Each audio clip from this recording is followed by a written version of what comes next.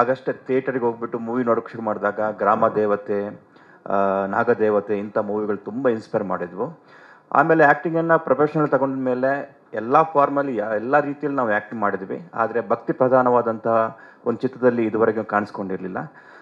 ಈಗ ಸಿಂಹರೂಪಿಣಿಯಲ್ಲಿ ಅಂಥ ಒಂದು ಪಾತ್ರ, ಅದು ಯಾವ ಥರ ಪಾತ್ರ ಅಂದರೆ ಅಮ್ಮ ಮಾರಮ್ಮ ಆಗೋಕ್ಕೆ ನನ್ನ ಪಾತ್ರ ಕೂಡ ಒಂದು ಮುಖ್ಯ ಕಾರಣ ಆಗಿರುತ್ತೆ. ಅಂಥ ಒಂದು ಕ್ಯಾರೆಕ್ಟ್ ಕೊಟ್ಟಿದ್ದಕ್ಕೆ ನಮ್ಮ ಡೈರೆಕ್ಟ್ರಿಗೆ, ನಮ್ಮ ಪ್ರೊಡ್ಯೂಸರ್ಗೆ ತುಂಬ ಥ್ಯಾಂಕ್ಸ್ ಹೇಳ್ತೀನಿ. ಬಹಳಷ್ಟು ಜನ ಮಾತಾಡೋಕ್ಕಿದ್ದಾರೆ, ಹಾಗಾಗಿ ಬೇಗ ಮುಗಿಸ್ತೀನಿ. Thank you very much. ನಮಸ್ಕಾರ.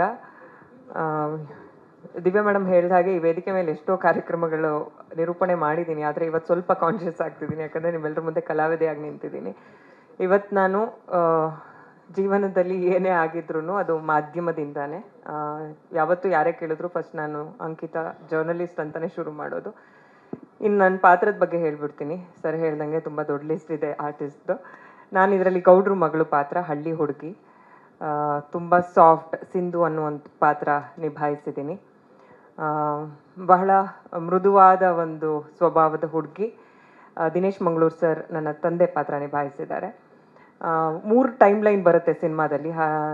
ನಾನು ಈಗಿನ ಜನ್ರೇಷನ್ ಪಾತ್ರ ನಿಭಾಯಿಸಿದ್ದೀನಿ.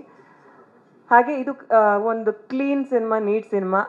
ದೇವಿ ಮಹಿಮೆ ಸಿನಿಮಾ ಅಂದ ತಕ್ಷಣ ಕಮರ್ಷಿಯಲ್ ಆಸ್ಪೆಕ್ಟ್ಸ್ ಇಲ್ವಾ ಅನ್ನೋದು ಒಂದು ಮೇಯ್ನ್ ಪ್ರಶ್ನೆ ಬರುತ್ತೆ. ಆ ಥರ ಯಾವುದೇ ವಿಚಾರಗಳು ಇಲ್ಲದೆ, ಅಂದರೆ ಬಹಳ ಎಂಟರ್ಟೈನಿಂಗ್ ಆಗಿ ಹೆಂಗೆ ಆಡಿಯನ್ಸಿಗೆ ಸರ್ವ್ ಮಾಡಬೇಕು ಅಂತ ಎಲ್ಲ ಆಸ್ಪೆಕ್ಟ್ಗಳನ್ನ ಗಮನದಲ್ಲಿ ಇಟ್ಕೊಂಡು ಮಾಡಿರುವಂಥ ಒಂದು ಕತೆ. ಹಾಗಾಗಿ ಅಕ್ಟೋಬರ್ 17ಕ್ಕೆ ನಮ್ಮ ಸಿನಿಮಾ ರಿಲೀಸ್ಗೆ ರೆಡಿ ಆಗಿದೆ. ದಯವಿಟ್ಟು ಚಿತ್ರಮಂದಿರಕ್ಕೆ ಬಂದು ಸಿನಿಮಾ ನೋಡಿ. ಮಾಧ್ಯಮದವರ ಬೆಂಬಲ ಯಾವತ್ತೂ ಕೂಡ ಇರಲಿ.